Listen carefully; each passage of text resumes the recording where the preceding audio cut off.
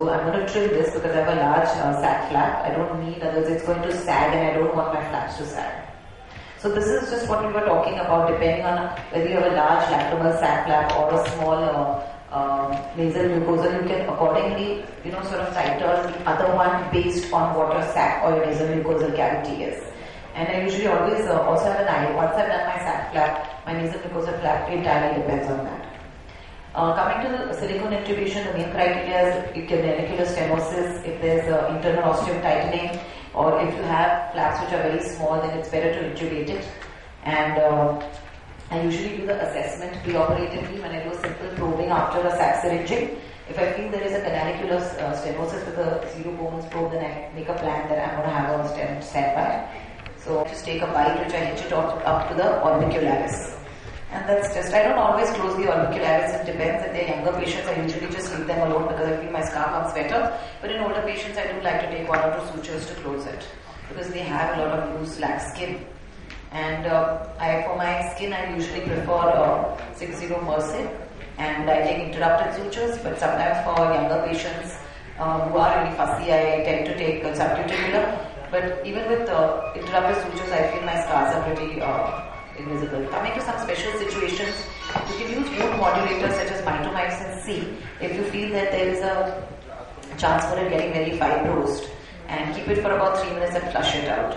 This is a fistula. So obviously you can see the fistula as your hand has the nasal lacrimal duct. That's the fistulous opening. So the thing that you have to do is you have to make the incision into the fistulous tract, and you have to do a fistulectomy by passing a probe and removing it. Coming to trauma cases, usually traumatic NMDOs will have a large callus.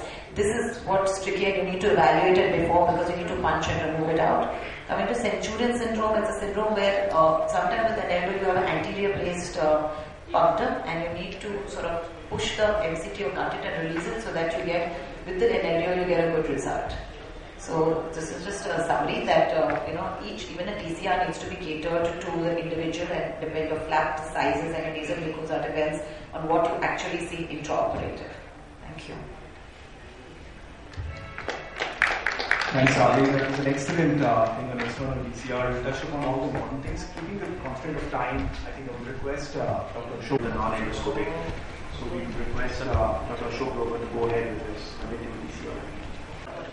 Thanks for inviting me to this lovely course, such a well-designed course which will tackle all the basic aspects of the lacrimal surgery. I'll be speaking on the management of canalicular obstruction, which is a difficult area, and connective rhinostomy has been the traditional management for this condition. Important to evaluate and establish where the obstructions are. You also need a good history and a good clinical evaluation.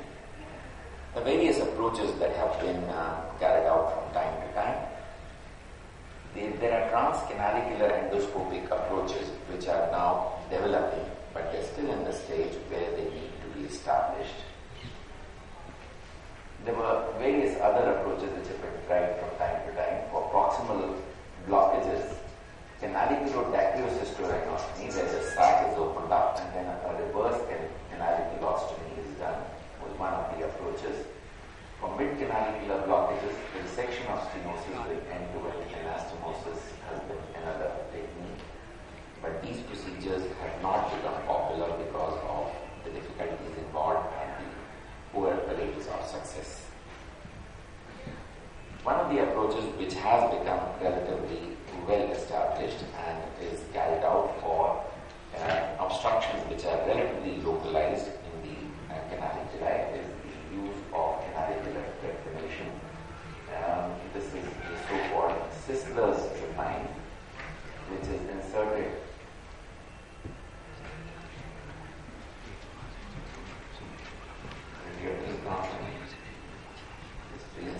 but it's still not done. So maybe I can go out of PowerPoint and maybe I can do it. Okay, so essentially it involves insertion via the punctum, and when the blockage is encountered, the stylet is removed and the shaft refine is allowed to work to go through the obstruction. It will work for localized obstructions, and once it is done, you can stop and then put in your intubation, retain that for some time.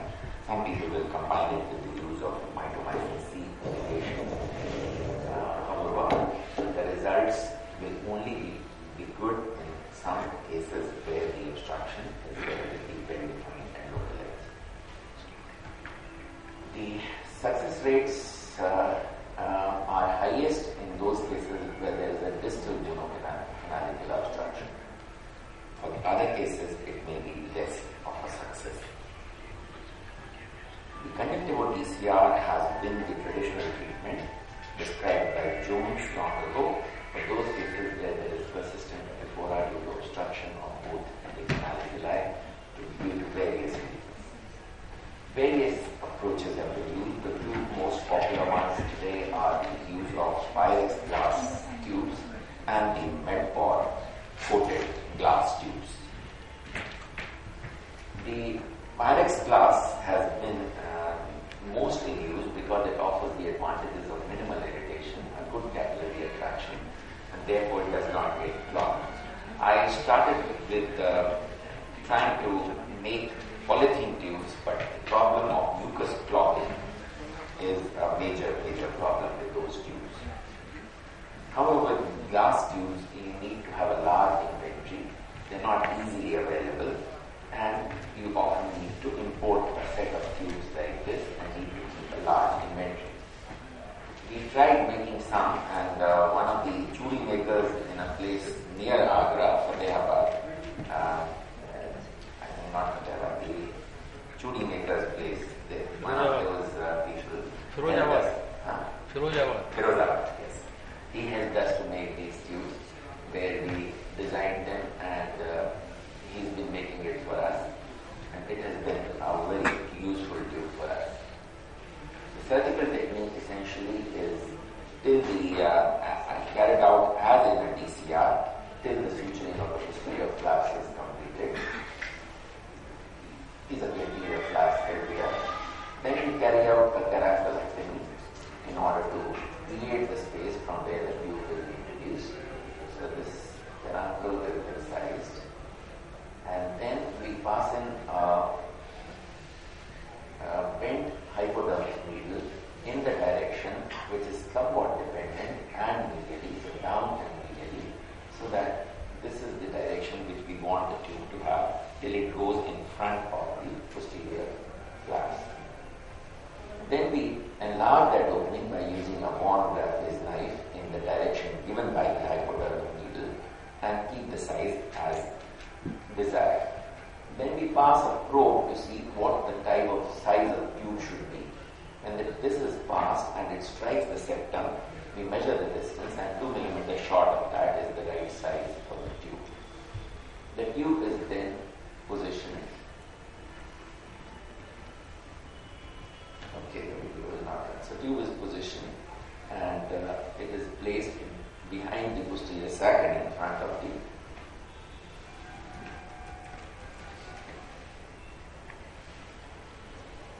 So next slide पे move कर देना. Start there. Want to go to the next one. We'll forget this video. Yeah. Proceed to the next slide.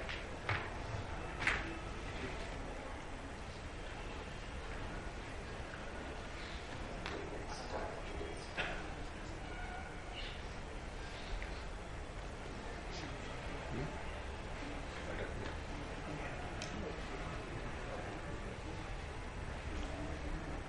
Which one come back then?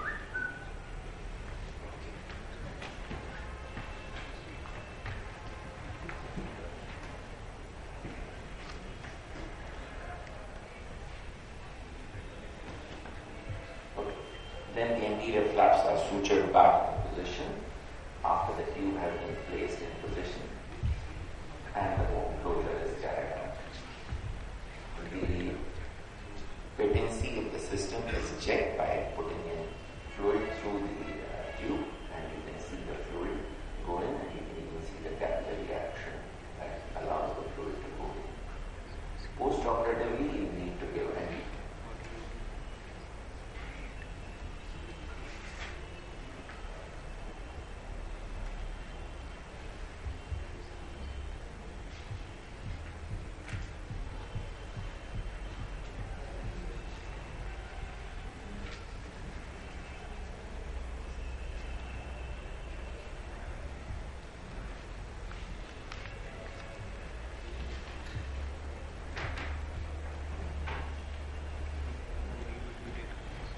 The treatment includes the anti-inflammatory enzymes and antibiotics. The patient is instructed not to blow his nose, stabilize the tube before sneezing, especially in the earlier part because tube extrusion can be a problem. He is told to learn with the reverse wall salva in order to be able to breathe through the tube and keep it flushed.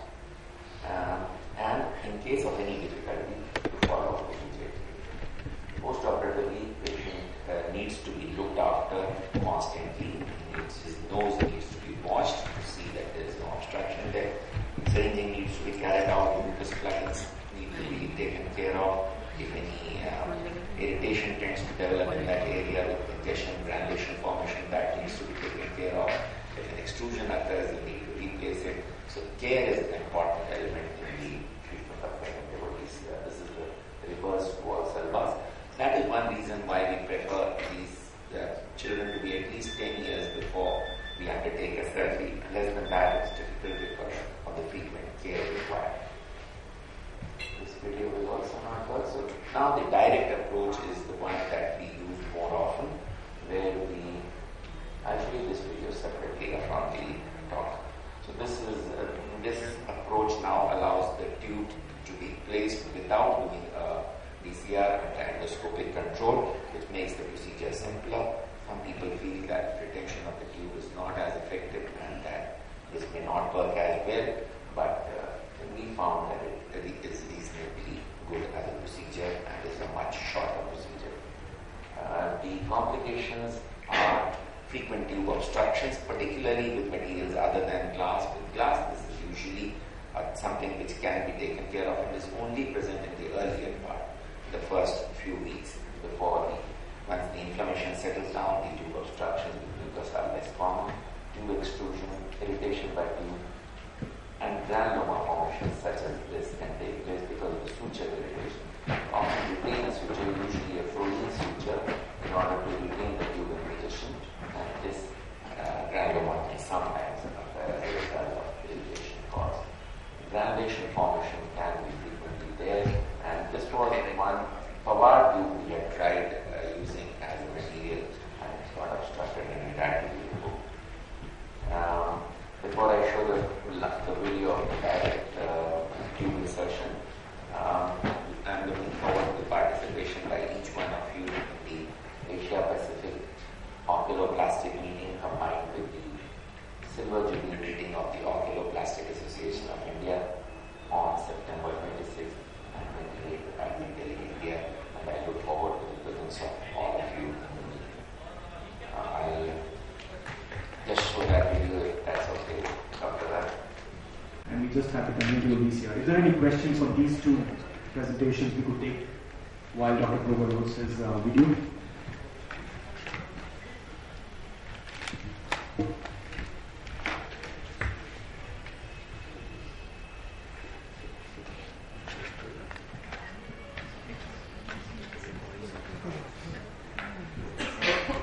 Can I add something? Yes. Sure. I've done this and have never cut or disengaged with this fistula. Once you do a good DCR, fistula automatically heals. There is no need to separately deal with the fistula. Because when you make such a large opening, the nature heals the fistula. Okay, so you want to take some? That's Dr. Vajrayani's probably experiences correct, but all I know is that I can't excise it. Then in my incision, then I at least make it a point to put in a small cautery probe and cauterize it so I kill the tract, because it is a mucus lined tract which is going to be secreting. So I would prefer to at least, if not remove, my main aim is to try and remove it and at least obliterate it completely. Anyone else? Is the tube independent divertical here? We pass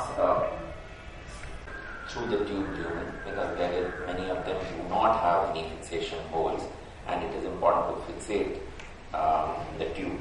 So once we have created the passage with, as you saw, with the hypodermic needle, and then created the passage this appropriate size, using the graftless knife, then you can just support the tube with a probe, a relatively thick probe, which gives it a support, and then pass it in the appropriate direction which you have already created through in the direction which is medial and downwards. And once it goes into that area which is between the posterior and anterior flaps, you leave it there and use the suture that you have passed through the tube for anchoring the tube. That is what you do in the conventional connective or DCR. In the direct approach, you have to monitor it well, and you have to see it from the nasal side to make sure that you have tube after you have created your opening, and you have to use one of the thicker hypodermic needles to create those passage, or something like a trephine to create that passage. You can pass that tube without DCR with an endoscopic nasal control. I think we'll skip the here. It's not for Thank you, Dr. Grover. I had one question. How often do you think these patients need to replace the tube? You showed one which was plugged. The replacements are required in something like 7 to 8% of the patients. Almost 1 in 10, 12 will come back with sometimes with a extrusion, or sometimes with a clogging, especially when we were using materials such as polythene. Then we did not get hold of a glass tube. Until we could get this glass tube, we were using alternative materials, including dried babar implants, dried polythene tubes for a while. Those usually very frequently clogged, and it's usually possible to open the clogging, but sometimes they would not be open, and sometimes they get extruded due to replace the same tubes. Thank you, Dr. Grover. I think we'll move on, and may I request Dr. Gangadhar Sundar to take his presentation on the endo-DCR.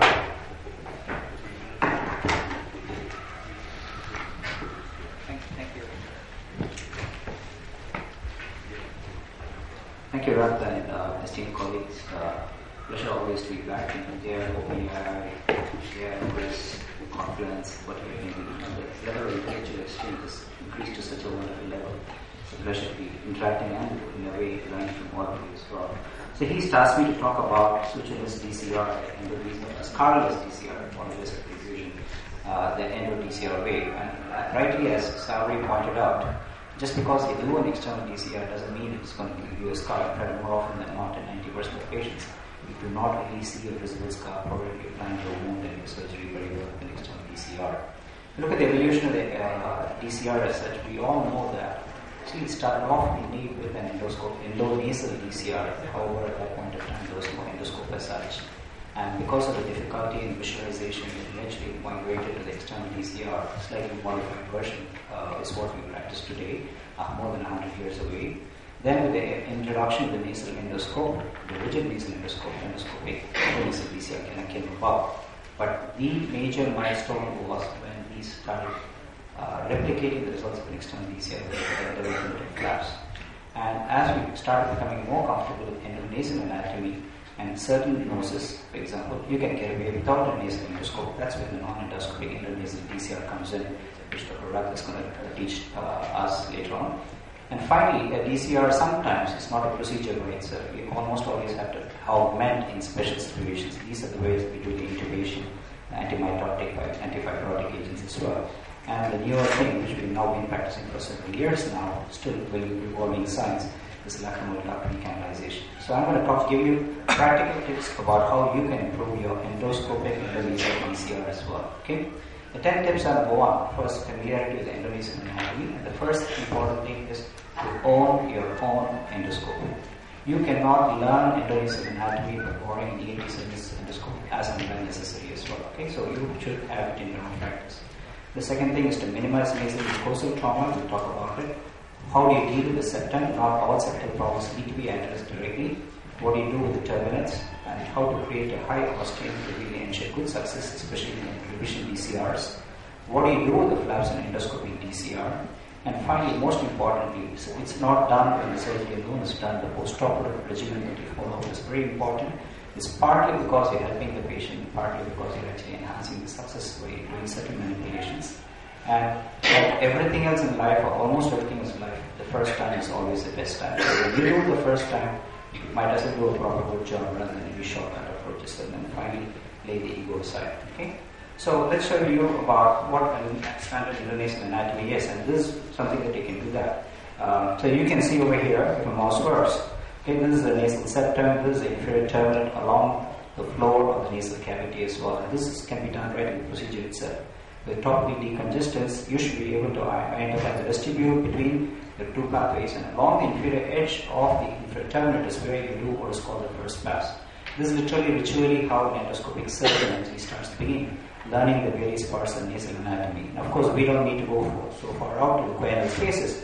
And as you start doing the second part, this is the tip of the middle turbinate, and that's the turbinate we should be comfortable with when you're planning to do an intranasal DCR. And this is the axilla, the middle turbinate up there, and this is the uncinate process, and this literally is the area in which you do an endonasal DCR. So you should be able to comfortable visualizing it and when picking up any pathology as such. And finally, for other endoscopic surgeons, which we don't need to go there at all, you do what is called a third class, which is actually above the middle turbinate as well.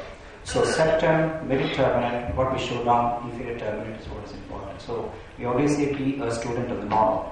Why should you be a student of the normal? That's when you can realize that if you see something abnormal, you are able to identify pathology. This is a patient, again, the videos I'm playing over here, where it's got an inverted papilloma of the nasal mucosa, nasal cavity, which actually is a benign tumor, but not only does it have malignant potential, but actually behaves like a malignant tumor.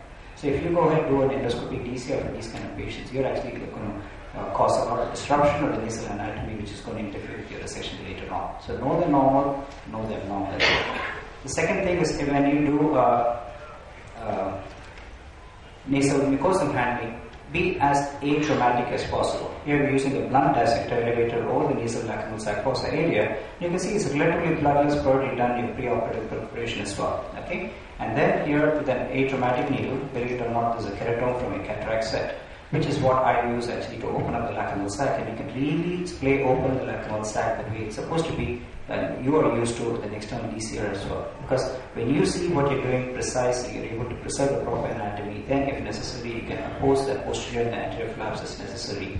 We don't tend to use glue, we don't tend to use sutures, because by real apposition of the nasal mucosal flaps, you're able to get really good healing. And all you need is apposition for a few days before the healing starts occurring as well. Okay, so your take-home point is atraumatic mucosal handling. What do you do with the nasal septum? More often than not, everybody has a deviated nasal septum, but not all deviated nasal septum need to have a septoplasty. But you should have within your armamentarium the ability to do a septoplasty, either concurrently when you do an endoscopic DCR or as a staged procedure you do a septoplasty first. We tend to do it more often than not, if necessary, on the table. And most of the deviated, mildly deviated nasal septum, you're actually able to fracture the septum and actually get the septum out of the way to do an endoscopic DCR. So what do you do with turbinates? You should remember that not all turbinates are the same. When you're doing a pediatric or when you're doing a lacrimal duct recanalization, the turbinate you're really dealing with is the inferior turbinate. Okay? Versus if you're going to do an endoscopic DCR or non-endoscopic DCR, the turbinate you're going to be doing is the middle turbinate as well. In the years past, we used to do a lot of traumatic work using turbinectomy, but we now know to respect the turbinate. So we preserve it, we may not even need to fracture it out of the way, and we're able to do an endoscopic DCR. So this is a corrupted file because the original file I uploaded from the other system wasn't working as well. The next important step is achieving as high an ostium as possible. If you technically look at a DCR, it's not just a dacryocysto-rhinostomy, okay? A lot of times people open up the lacrimal sac, and more importantly, the lacrimal duct window, so what I call as a ductorhinostomy. But to really achieve a dacryocysto-rhinostomy, you want to get as high an opening as possible. That's where the probe that you place along the canalicus, as long as it continues to hit bone along the horizontal pathway, has to be addressed, and the diamond test have really made a big difference. Try to achieve a good atraumatic removal of the bone, trimming of the bone, and the flap creation itself. Okay, so I know the videos are not there. What do you do with the flaps? Most oftentimes we oppose the flaps, we make relaxing incisions very similar to relaxing incisions we used to do. I do not exercise the nasal mucosal flaps, either entry flap or pressure flap, regardless of whether I do an external endoscopic DCR, unless in exceptional circumstances when there's a lot of redundancy in the flaps, because you have enough flaps to kind of oppose to the nasal mucosa, and that's all that's necessary. Because again, more trauma you do, more the chances for healing by secondary intention, fibrosis and scarring. So what do you do after the surgery? Do you just leave them alone? That's where the difference was between external DCR and endoscopic DCR. The external DCR, you did your best job possible. Hope and pray to dear God it's going to work, and that's about it. And it did work, or you did a good job. But what we lost was the opportunity to understand how exactly the healing process occurs. Why does patient X different from patient Y in terms of outcomes? And that's where the routine endoscopy kind of comes in. And every once in a while, you will see granulomas, scars arising over here. And here you can see, even though you've done a beautiful osteotomy, the silicone tube is there. These are square tubes, large diameter tube. But you can see an annular constriction of this area. And that tells you these are the patients which over time are probably going to close regardless of what you're going to do as well. Okay? And that's when we talk about augmented DCRs, and we, in the interest of time, I won't go too much into it, but I generally use anti-mitotic agents only in revision DCRs or complicated post-traumatic DCRs when we do not have proper flaps to secure to ensure good success as well. Okay? We also do well-known dacryplasties nowadays, either as a part of a revision DCR or as a part of the primary lacrimal duct recanalization, and not only in children but in adults as well. And when we use image-guided surgery for lacrimal surgery, it's actually in complicated endonasal anatomy. Somebody said multiple function endoscopic sinus surgery, where all the real landmarks of the anatomy are gone. So that's why we use image-guided surgery for surgery as well. So last 2 points. The first time is the best time, and I cannot emphasize it often enough. I have this works. And so this is our standard conventional technique of endoscopic DCR. We still do it under general anesthesia, use a Empire needle of the Colorado system. After good analgesia, topical vasoconstriction and local anesthetic infiltration. You saw the part of the clip over here. We're using an atraumatic way of elevating the nasal mucosa of the floor of the lacrimal sac.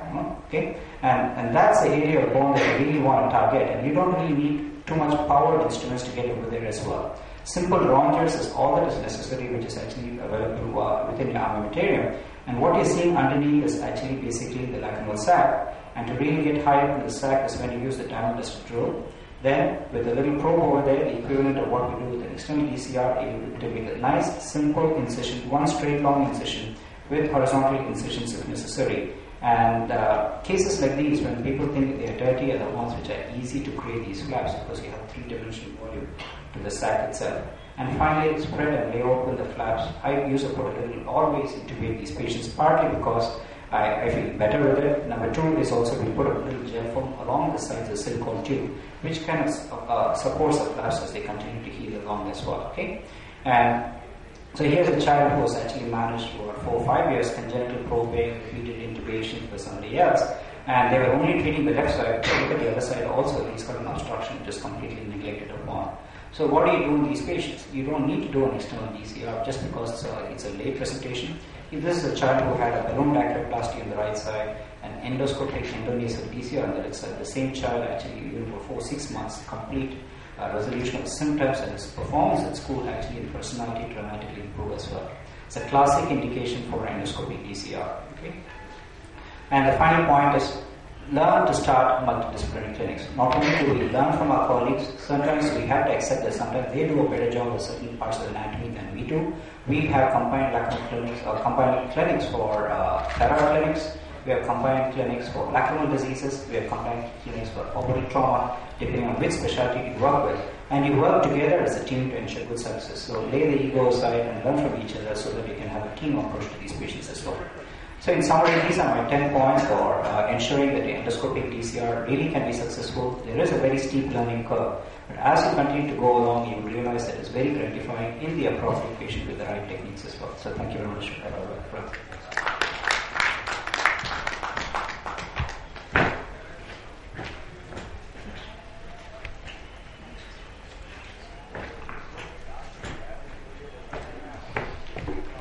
Thank you, Dr. It's always a challenge going in after Dr. Sundar. So I think it makes sense to take both the intranasal approaches and then probably. So we'll stick to time now. Here, we've already heard about the endoscopic approach, and what I'm trying to put up here is how do we go about it with the non-endoscopic. So it's like you've just seen the procedure, and imagine if you can do this without using an endoscope or a laser. There is a learning curve there, but from what I have understood and learned, at least in the last 1.5 years, it definitely works and is quite promising. Just want to touch upon, I think Dr. Javed Ali has a paper on this, but apart from the regular indications, you have an extended indication when you're talking about intranasal approaches, and that's acute cystitis with or without an abscess. We just saw another picture of share. And so these are the kind of patients which otherwise would have waited after conservative management. With an intranasal approach, you can take them right away. Anesthesia is a few important things actually. Well, all you need to remember is you have to kind of place yourself always on the opposite side of the patient, and it's usually around 1 or 2% lidocaine, and which is actually infiltrated into the lateral nasal wall. And what we use, and it's pretty much a very important instrument in this, is actually the long-bladed speculum, which you see here. And that's the long-bladed speculum, and that's pretty vital to the kind of technique that I'm going to talk about. So you infiltrate into the lateral nasal wall, following which you place nasal packs and we soak it with xylitol and drops. Reverse pendulum position is what is ideal for any DCR. This is the kind of set of instruments, that's all that you need for this. So you have a long bladed speculum here, you have a sickle knife, a finger, that's a wheel Blakeslee ethmoid forceps, a set of rongeurs, and when we come to this, now that's the light pipe, and you need a light source for that. That's usually you could use a 23 gauge or a 20 gauge, the same ones which the vitrectomy people use for the retinal people use for vitrectomy. And that's a light source. You could use the top end Accurus, or you could also use instruments like this one. They're fairly cheap and easily available. Now that's what you actually want to achieve. You try to dilate the punctum and put the light pipe in, and that's the transformation of the sac. That's how it looks from outside, and that's how it looks from inside. So you have, but the most important thing about this technique is you're trying to go into let's say a little unfamiliar territory for all of us. And it makes sense that you have some sort of a guiding light all along, which helps you kind of be focused on what you want to do. And that's how, if you kind of switch off the endoscope light, and that's how it glows. So most of the surgery you actually do based on this transillumination, which is kind of shown through. You don't have an external, and obviously you don't have an endoscope.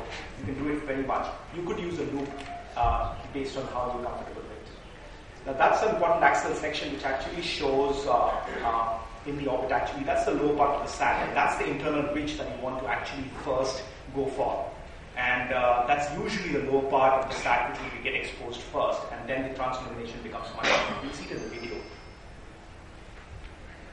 That's the video, and well, the surgical video would kind of highlight the most important things, which would be like you have the transillumination there, and that's how it became. The first thing that you want to do is place yourself on the opposite side, as I mentioned earlier. So the transillumination, okay, so that's the graphic which shows that the light pipe going in through the upper canalicus. That's what you'd like to do in the beginning. And please mark it's kind of an oblique entry at this point of time. So what you see is the glow, which is right here, and with the sickle knife you try to make an incision. You basically try to take, let's say, 270 degree kind of a incision around the point which is most prominent. That's on a 2D graphic, the incision of the nasal mucosa. You would like to kind of reflect the mucosa. That's the mucosa being reflected, and once that is done, you use a wheel Blakeslee ethmoid forceps to take out the mucosa from there. So what you see here is bare bone, and with the transillumination, which at this stage becomes far more prominent, it becomes brighter. So that's the mucosa which has been taken out.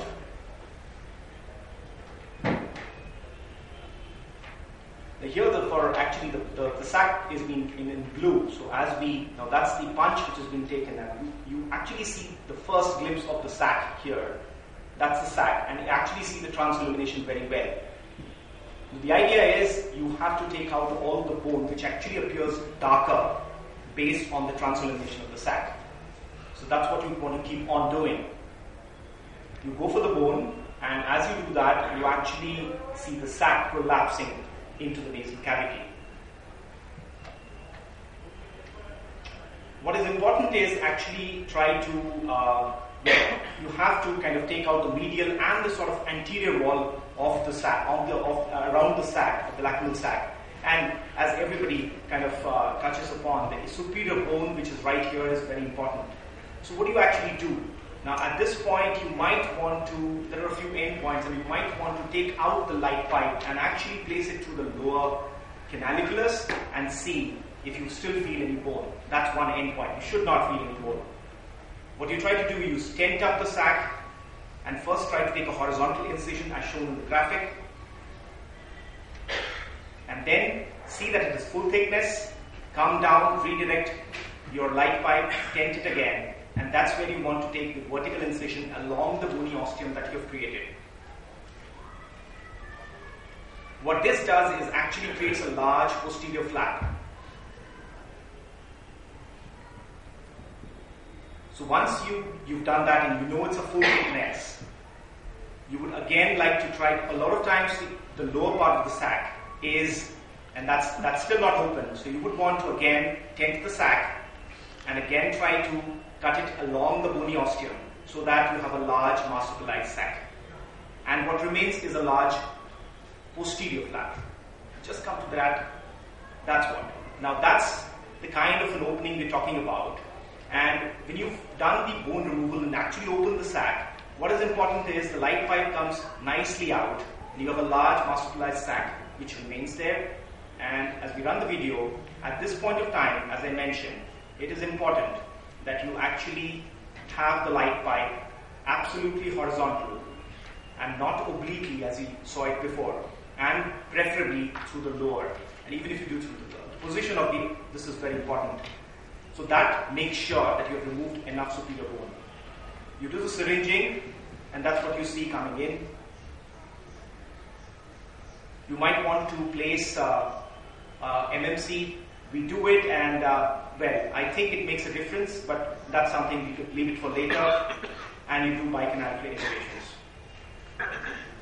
Right. Now that's the technique, and I think it would be worthwhile to touch upon a few notions that most of us have about endonasal approaches. The first, well, it has poor outcome compared to a routine, which is external DCR, for most of us. Now, overall success, our experience in the last year is 85% as a primary procedure of endonasal non-endoscopic dacrocystorhinostomy.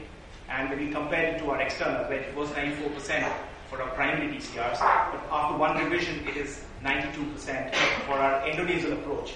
There is a learning curve, we all understand, and I guess we're getting better. There are techniques, maybe MMC has a role, we are looking at it, but that's how it stands as of now. It takes longer than routine external DCR, where we are fortunate to have an electronic medical record system in our hospital for the last 6 months, I would say, and that what it gives us is a very accurate time of the start and the end time, so the actual surgical time. And what it does is we look at the external, so there are 27, 32 patients, endonasal and external, and we find it's pretty comparable. It's about 27 minutes for our external DCRs and 32 minutes for our endonasal approach. That's how it stands. Well, expensive, we don't have, you already mentioned endoscope, laser, but this is a very simplistic way of looking at it. At this point of time, most of the things, we admit our patients for 1 day. Most of our surgeries, endonasal, is actually LA, that means local anesthesia and general anesthesia. It's about 60-40. The 60% are on general anesthesia, but it can be done under local anesthesia, as we know. At least for a year we've seen this. But what really needs to be done is probably a cost efficiency study to compare. And that would be the best to compare whether it is better than the gold standard. We've touched upon this on the superior bone, and actually that's how it looks. You have made sure that enough superior bone, and two endpoints are try to go through the lower punctum, see enough bone has been removed, And the next thing is try to do a syringe from the lower one while you're still at it, and see there is no regurgitation from the upper one as you do it. So that makes sure, two things make sure that you have done enough bone removal. It's difficult to learn. Well, these are the three other earlier studies which talk about large enough studies talking about non-endoscopic endonasal approaches. And what I would like to touch upon is the one which was recently published, 2012 actually, Preacher-wide. This is actually done by a group who actually mentions that these were predominantly residents who had no formal training in endonasal approach. And they pretty much achieved something like 74 to 92%. Well, at least goes to show that this is not too difficult. If residents can do it, everybody else can. There is a learning curve, but the guiding light makes sense. Complications, this is our set on the 92. So we faced failure primary 13. Most of the tube-related complications actually, once you take out the tube, it's all gone. And one patient with the SUM syndrome who had to be revised. So non-endoscopic is an effective alternative. Post-revision, we had about 90%, safe complications, no major ones, and which makes sense is we probably are looking at a technique which is economical and probably suited for developing regions. Acknowledgements to Anashua and Samir who helped me with this, and Dr. Peter Dolman who actually taught me this technique. In this course, I think we should note this down. This is wonderful that from the AIOS, and you can actually give your feedback on just as an SMS, and please make sure, because that definitely helps us improve the course over a period of time.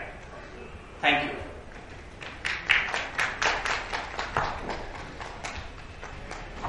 Okay, I had a little bit of time to spare, so can we take any questions for Dr. Gangadhar Sundar's or my presentation before Javed comes in with his?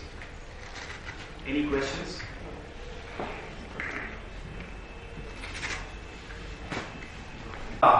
Javed is going to talk about ultrasonic DCR and also touch upon evaluation of a DCR osteo. Thank you, Surya. At the outset, I would like to thank Surya for helping me with organizing this IC.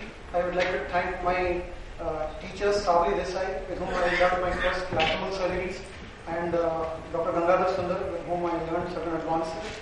Dr. Ashok Grover, who has been a real inspiration and support to us. I will be talking on endoscopic ultrasonic DCRs. This is something that is been adapted from the neurosurgery people. We learn from the neurosurgery. Why not ophthalmoplastic surgeons? Why should they stay behind in doing phacos? So this is a phaco for an ophthalmoplastic surgeon. All my lacrimal slide will have this one. It's a tribute to all the drawings who have ceaselessly worked over centuries. Because of whose work I'm able to stand here and speak something about lacrimal surgeries. I have no financial disclosures of any sorts to make. The overview of this talk, I have only 15 minutes and I'm supposed to club two talks together. One is evaluation of an osteum, another is ultrasonic DCR, so I'll go a bit faster so that I can do justice to both the talks. Lacrimal osteotomy, both Ganga and Surya have shown the various ways of doing mechanically or using plungers or drills like this. The first piezoelectric assisted surgery was described by Sivak Alford in 2005, and then following that, this is 2 or 3 cases that have been reported, predominantly for orbital decompression surgeries, and they used sonopet only. What we use is a new equipment which is called a Synthes, which has a main body like this, and there's a console. It has a foot where you can almost do everything for the machine through the foot, and this is the handpiece, piezo handpiece. And this handpiece has a lot of components, and you can use any type of drills that you would require in different areas of the nose, as well as in endoscopic decompression. This is the assembly where it has 2 ports. You can simultaneously have 2 ports so that you can have different probes to use in different areas without having to shift. This is the vacuum pump. I'm sure all of you are well aware of how the ultrasound machines work. And this is the assembly. You have to put it into the piezo one, and then there is a wrench which is called as top wrench, with which you simply tighten it up in a moderate amount. And this is the final how it appears like that. The best part of Synthes, where it has an advantage over sonopet only, obviously in terms of the megahertz and less heat generation is also that we have 6 LED lights, so that when I'm deep into the orbit, especially when I do say for example endoscopic orbital decompressions, those are the times when this is really helpful. Probably not so much for an endoscopic DCRs. This is the console which actually has 4 modes, D1, D2, D3, D4. D1 is the most powerful, that means this is the point where you can emulsify the bone really hard, and D4 is used for soft tissue detachment. These are the place where you can adjust the flow rate. For an endoscopic DCR, it's around 20 to 30 something, which is really comfortable unless you want to flush. And within each of this, there are 5 parameters in which you can gain your strength of how much emulsification you want. Obviously, we need to have a good endoscopic systems through which we can do that one. I'll just skip the principles. I'm sure all of you are aware of that one. The advantages in lacrimal surgery is of easy osteotomies. Surya was talking about how difficult it is for the superior osteum, and that is one area where I found this to be very, very helpful. It's very easy for superior osteoplasties, minimal heat and no necrosis, hardly any vibration. You won't even feel on your hand. It has minimal bleeding. It's quite safe for soft tissue. This is the most advantage, and this is where we are, once our fellows graduate into a mechanical endoscopic DCR where they do well, this is the step where we want them to do it. I don't put the fellows through this one first, though it is very, very safe in the hands of residents. So it's very, very good for resident training. Enhanced visualization, as I said, very quick surgery. On an average, an endoscopic DCR takes somewhere between 15 to 20 minutes. There's a very nice study by Angelo Salami where he has shown from Italy that the histological healing of the bone is very superior with this piezoelectrics, and it's very good for beginners. I'll see if I can simply play the video and move on to my next talk. I'll just keep skipping the video. If you can see, this is where we started doing that. It's just like trenching, making trenches. You can see how beautifully the bone just melts away. And I'll also show you how, now you see this is the side that you start seeing there, right? Now, I'm going and removing this particular bone over here, and the sac is down. You see how close I am to sac, and many times I'm even touching the sac without even being bothered. So it is not damaging the sac underneath it, but look at the way it is just getting the bone out of the way. It's really, really pleasure doing that one, and it looks that we are operating with some intelligent kind of machines, which just stops when any soft tissue comes in the way, and then you can just go on making the osteum as large as you wish. And for me, the superior extent, as both of the earlier speakers have stressed upon, superior osteotomy is something which is very important. And for me, the landmark is to open up the agar eye. That is the landmark, and that is what gives usually best results in my hands. This is the sac that you can see now. It's just to keep on showing, I'll just skip because of the want of time. I won't go into the details of how we do endoscopy because both the past speakers have very aptly covered that. Now you can see this is the most difficult bone that is to remove in punches, and that's where a lot of people use drills. And this is the place where I use saws. And once this is the place where saw is very, very effective. You can just go up and just shave and remove everything till the time you open up the agar. I'll just show you. This is the agar. You see, the agar is now nicely opened up. That's the anterior most ethmoidal itself, and that is the usual landmark. And once you finish that particular thing, you just go and do an endoscopic DCR as we do in a regular fashion. I'll just probably show you one of the osteums so that I can cover both this topic also. This is how an endoscopic DCR osteum appears. You can see the movement of the internal common opening. This is a very dynamic opening, and this is the agar, which is for the same patient that I showed. Nice, beautifully agar. Look at the large, nice osteum which is there, which has a good functional endoscopic dye test. There are certain special precautions I'm going to skip because of the want of time. I'll go to a very new topic that I will be presenting, which is evaluation of osteum. Now, all of us have talked about the creating the osteum, but do we go back and see like Ganga was talking about? It's very, very important. For me, I have learned tremendously about the osteum, because when I started doing this, when I looked at the literature, I did not find a single study which actually said how do we evaluate an osteum. And that's where we went ahead and looked into it. An osteum is any opening, especially one of an entrance into a hollow organ or a canal that we know. But what is non-osteum? And that's where we started. So what I have done arbitrarily is to divide, overseeing the period of osteums, is to divide this into edges and bases. This is the base of an osteum, and it usually has 4 edges if it is done well. This is the anterior edge, this is the posterior edge, which is abutting the middle turbinate, the inferior edge and the superior edge, and this is the base. And if you take a closer look over it, this is how the base appears, and obviously these are the other landmarks. And this is the internal common opening, ICO, where some people can call it as the point where the common canalicus becomes sinus of Mayer. And obviously there are ways in which you can go ahead and measure using a lot of other things. Now how do we go about it? So this is one of the endoscopic DCRs, which is at the end of the surgery. This is how it appears like. So this is the anterior flap, this is the posterior flap, this is the superior edge where I have taken another flap and placed it, and the superior flap gets contiguous with the posterior flap. So everywhere it's a nice mucosal line cavity, and you can see this is the agar that has been opened up. Right? And how does this same patient's osteum evaluates? This is how it looks on day 1. Complete edema in those flaps, but in very, very close approximation. What does it mean? It means that we should not in any way damage the septum. If we damage this portion of the septum, this is where the synechia starts. And this is at 1 week, you can see. Similarly, the superior edge is becoming more and more whitish. They usually become quite whitish as the time progresses. And you can still see the agar vesi, there is a discharge, there is a tube that is there. And sometimes if the discharge is gross, that's also another indication to clean up that area.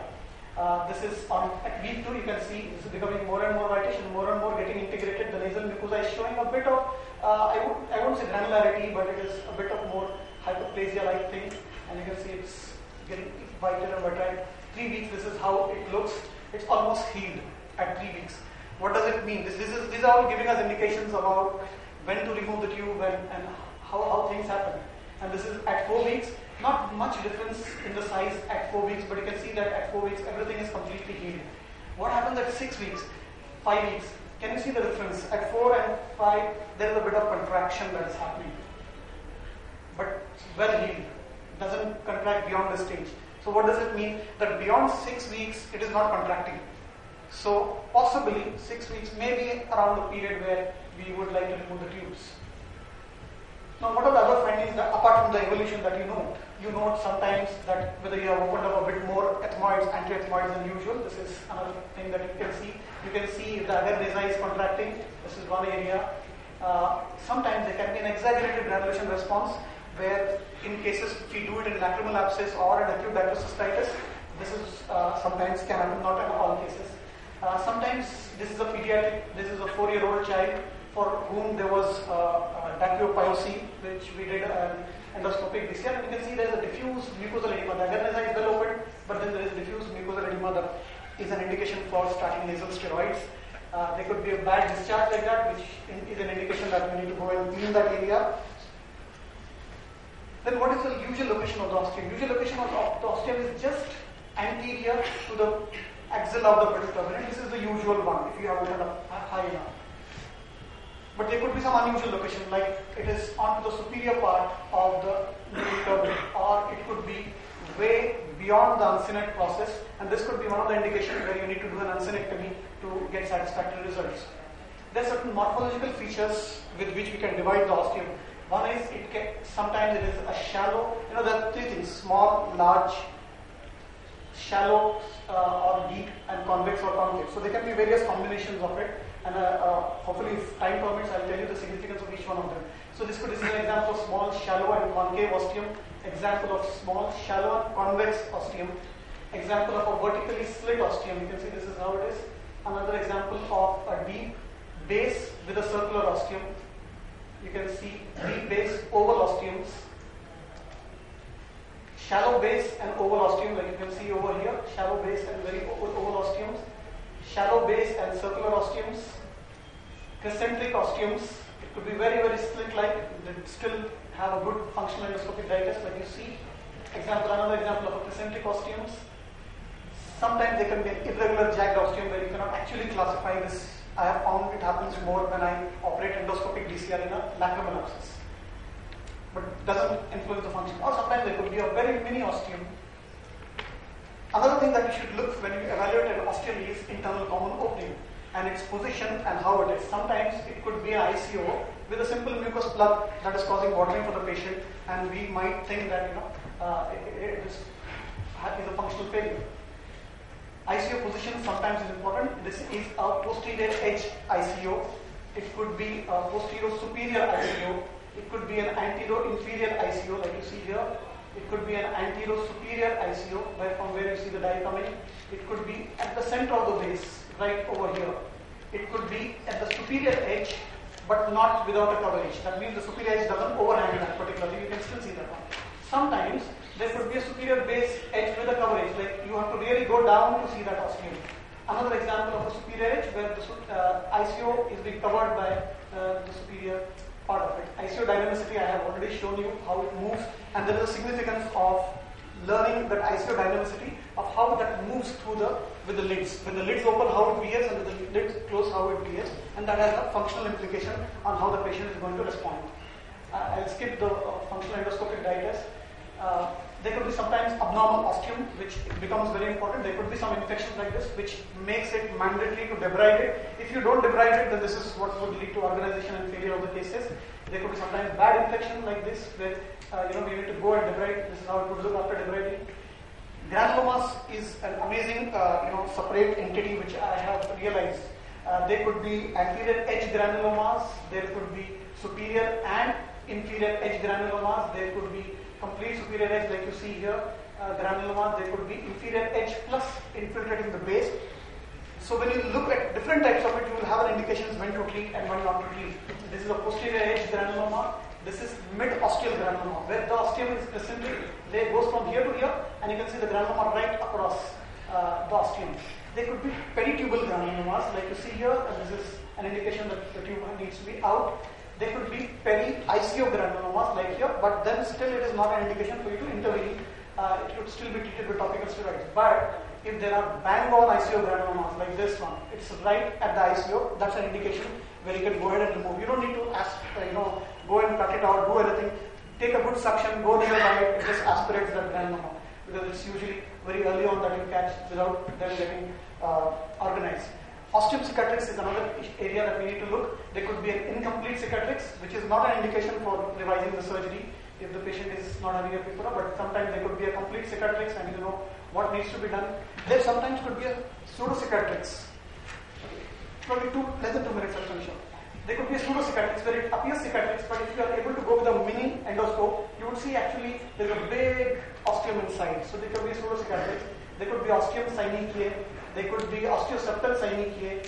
There could be non-interfering osteoseptal synechiae, but the osteum is clear, so we don't need to interfere in this one. There could be complete terminoseptal synechiae. There could be membranous obstructions, which is an indication for an endocanaliculaotomy. So, in conclusion, I would say that evaluation of an osteum is mandatory if you really want to have a great success of DCR. I have just elucidated broad guidelines, and probably a lot of people can take this forward and probably enlighten me. It's very important to monitor them because you can detect a lot of things quite early on. You can identify the causes of failures, and obviously there are benefits of limited cross specialization, which Ganga has elucidated.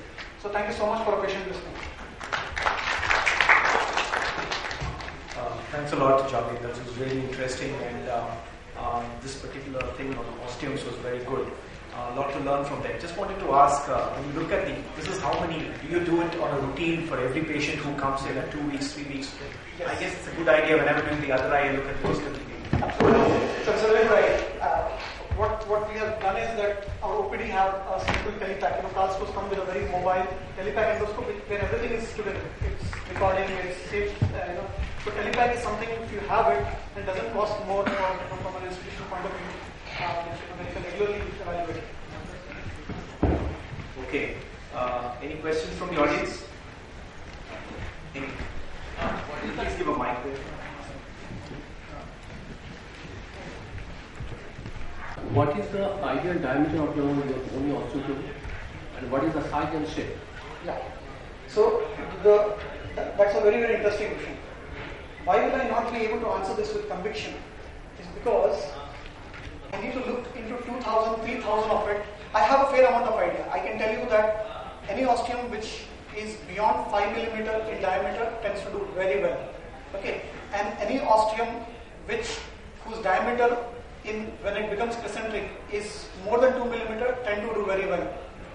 And any shape that you see, unless it is convex, tend to do well. So these are presumptions where I might have seen around 300, 400 osteums, so I can give you this kind of idea. But then we need to pull up all the data and see how things are moving to be answering that with a lot of conviction. So probably next year I should be able to answer. Just to answer that a little bit, I think it's not really the size. Yes, when a lot of data is available, you can actually talk about in millimeters. But what you need to follow is keep guidelines where how much to do superiorly. Where you can. Those are the kind of endpoints that we pretty much do for our externals. Like every external DCR that you do, you think you will create the largest osteum ever. But that's not the point. The point is go by the guidelines of how much you should, so that you have a clear common internal function. Do you have any systemic antibiotic when you see the case going to be a failure? I didn't get, sorry sir. When you see the dilation issue there or infection is there, would you like to give a systemic antibiotic? Lost for that question. We used to treat it with nasal steroids. But if there are some which are threatening in the ICU area, like I showed you, what I have started doing is I'm using intralesional triamcinolone only into the granuloma rather than giving even nasal steroids, because mucosal absorption of steroids is very high. So my perception was, can I only inject into that granuloma? I have experience with 5 cases as of now, out of which 3 have done well. So I still cannot tell you that it is working or is it not working. No? So probably next year. The soft tissue osteum is determined by the flaps that enlarge. So when you talk about any DCR external endoscopic, bony osteum does not determine the final outcome size, but does determine the soft tissue osteum size, the flaps. Because we now know that in the past when you said that when you remove a lot of bone, that bone doesn't heal. We now know over years bone remodels and grows and becomes smaller and smaller. So it intraoperatively gives you a wide access to create good soft tissue flaps, which determines a soft tissue osteum size, which over time, like you showed, finally trickles down to the critical volume depending upon the amount of tear flow through the system itself. So that's the point I want to get across. And the second thing about antibiotics is ENT surgeons routinely use antibiotics, but we now know that a lot of these antibiotics are not really doing antibiotic work. They actually have a lot of anti-inflammatory work which helps modulate wound healing as well. So just a couple of points. Sorry, go ahead please. Which is the ideal kind? Almost always with a proper recanalization technique you can get away without doing a pediatric DCR. It's only the exceptional cases like these which I think we should probably be doing pediatric DCR. In those cases, again, in the past there was a myth that ideally they should do external DCRs. That's in fact the classic indication of endoscopic DCRs. And over the years, with your endoscopic proper recanalization techniques and modulation, you can actually avoid a lot of pediatric DCR. Javed, can you speak from here? Dactyloendoscopic guidance, if you are able to do, you will be able to identify what is the actual cause. Problems with the valve of Hassner, in my practice, is only 30%. There could be that the entire duct is stenosed and very narrow. That's an indication for balloon diaphragmoplasty. There could be a possibility where the duct is sausage shaped. There are multiple points where it is getting narrow. That's an indication for balloon diaphragmoplasty. There could be possibility that the entire duct is normal. It has come right up to the inferior meatus turbinate, but it is not open into the inferior meatus, which is called as the buried flow, where you need to open it up.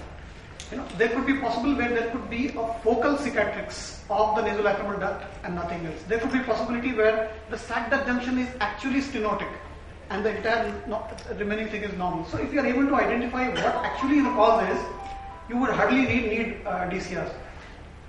Javed, how frequent are each of these variations that you're talking about? I was telling you that... talk about the primary cases that come and then talk about the repeat. Yeah.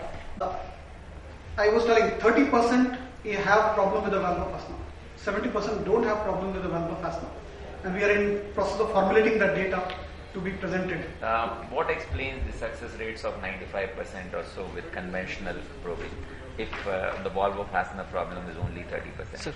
I see, and that's again, it's very subjective of whether passing the probe, if that is an endpoint of thinking that it's a success, then probably it is not.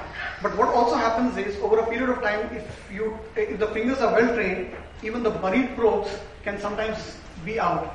Sometimes when the probe is passing down, if there are narrow strictures, it might get dilated with that particular probe. If there is a stricture, that might get loosened up. So there might still be a success with those things. But what I mean to tell you is, but that would not should not deter us from doing it under visualization, because it will be better. But it doesn't mean that what has been done for the last 50, 60 years is not right. It's just that we have more armamentarium to be dealing with it, but in a better way. So endoscopic will make for a more refined approach, a more tailored approach, and higher success. Exactly. Thank you all. I think it's time, so we have to end this because the next one. I must thank all our speakers for the excellent presentations and really sticking to time. We would very much appreciate if you can send your SMSs as the content of the course, as you can see on this number. That would really help us improve this. Thank you all. Thank you.